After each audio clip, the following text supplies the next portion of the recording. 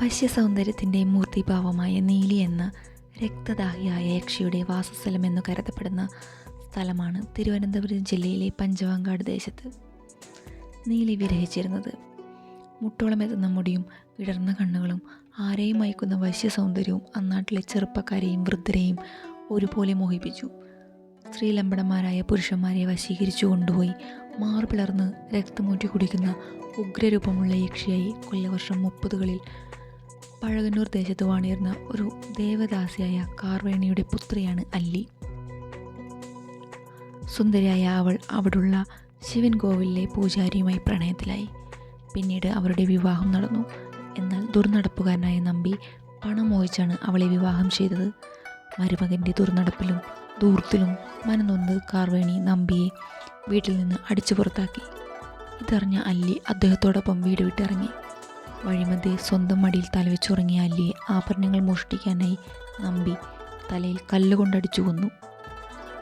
അല്ലിയെ തിരക്കി വന്ന അനുജൻ അമ്പി ഈ രംഗം കണ്ട് തല തല്ലി മരിച്ചു. ഇവർ രണ്ടുപേരും പുനർജന്മമായി ചോളരാജാവിൻ്റെ കുട്ടികളായി, നീലനും നീലിയും. തുടർന്ന് രാജ്യത്തുടനീളം ദുർനിമിത്തങ്ങൾ കാണപ്പെടുകയുണ്ടായി. പ്രധാനമായും കന്നുകാലികൾ രാത്രിയിൽ നഷ്ടപ്പെടുക.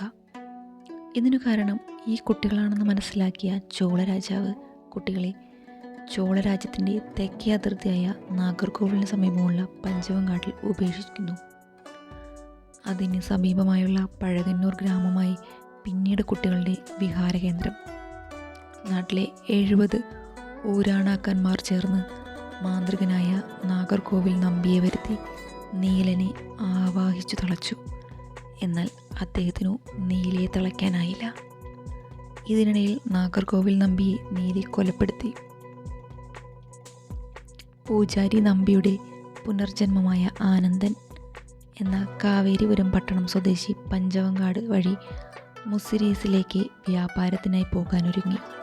കയ്യിൽ മാന്ത്രിക തണ്ടുണ്ടായിരുന്ന ആനന്ദനെ തൊടാൻ നീലിക്ക് കഴിഞ്ഞില്ല. അയാൾ ഓടി പഴകന്നൂർ ഗ്രാമത്തിലെത്തി. ഇതിനിടയിൽ യക്ഷി മായ കാട്ടി കുട്ടിയോട് കൂടിയ ഒരു സ്ത്രീ രൂപം ധരിച്ച് തൻ്റെ ഭർത്താവ് താനുമായി വഴക്കിട്ട് ഓടിപ്പോവുകയാണെന്ന് ഗ്രാമവാസികളെ പറഞ്ഞ് വിശ്വസിപ്പിച്ചു. അയാൾ യക്ഷിയാണതെന്ന് കരഞ്ഞു പറഞ്ഞെങ്കിലും ആരും വിശ്വസിച്ചില്ല.